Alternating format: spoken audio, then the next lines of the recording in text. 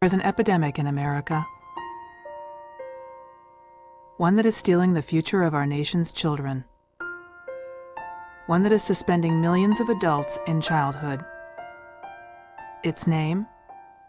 Illiteracy. One man has been passionately committed to eradicating this disease from our educational system, John Corcoran. A college graduate, former high school English teacher, and multi-million-dollar real estate developer, he accomplished it all while hiding one small secret. He couldn't read. I could not read, write, or spell. I was illiterate for most of my life, and I was 48 years old. So about 50 years of my life, I could not read or write or spell my native language, English.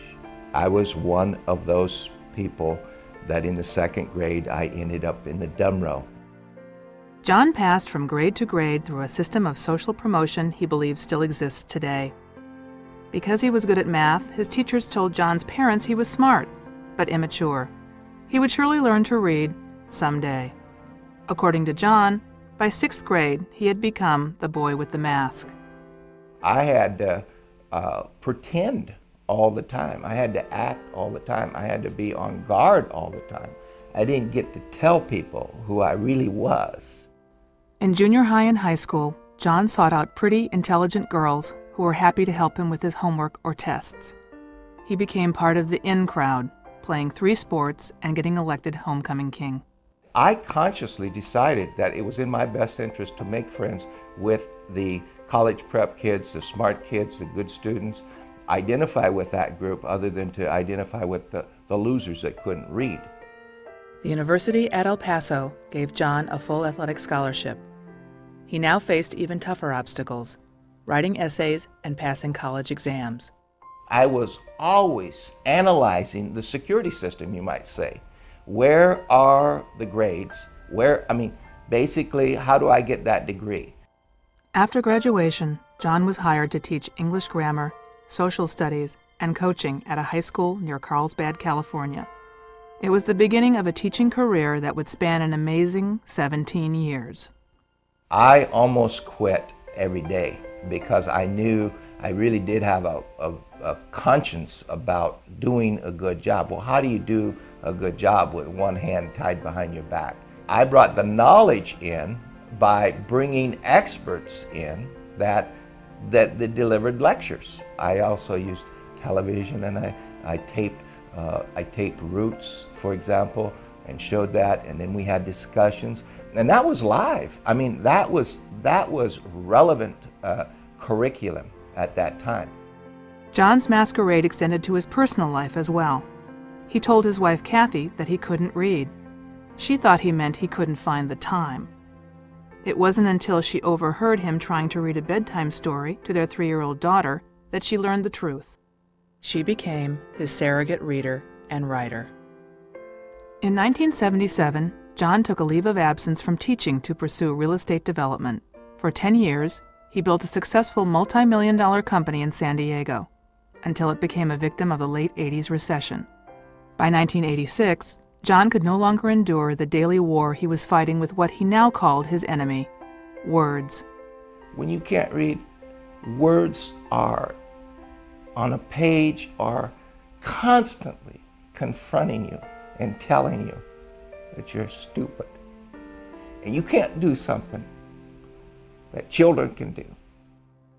John was 48 years old when he decided it was time to end his struggle.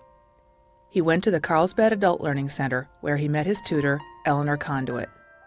People ask me, what was the magic that Eleanor Conduit had, in that relationship? And I try to explain it. It was the 2nd grade teacher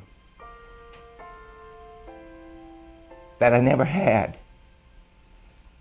And it was a one-on-one relationship of somebody who thought and believed that they could teach me how to read.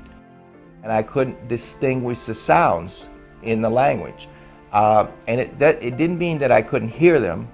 I just could not distinguish the fine sounds, so I couldn't put them in order. In 1987, After working on his basic skills for a little over a year, John was encouraged by Linda Jones, coordinator of the Adult Learning Center, to tell his story to 200 people at the San Diego Council on Literacy. I couldn't read. I couldn't even read names. The courageous act of going public with his secret set John on a path he never imagined, one of role model and hero to thousands of adult learners like himself. I was so full of joy for overcoming a lifelong failure, and I did it. I wanted to find my elementary school teachers and say, hey, I'm not dumb, I got it. He became a widely sought-after speaker and advocate for literacy. Since then, he's written a book called The Teacher Who Couldn't Read and appeared on such talk shows as Oprah, 2020, Larry King Live, and Donahue. Former First Lady Barbara Bush was instrumental in getting John appointed to the board of the National Institute for Literacy, a term which he continued under President Clinton. He has testified twice before Congress on illiteracy. It is as important in America today to teach an adult to read and write and spell as it is to teach a child. John is currently president of the John Corcoran Foundation, a nonprofit organization whose mission is to facilitate the prevention and eradication of illiteracy in adults and children across America.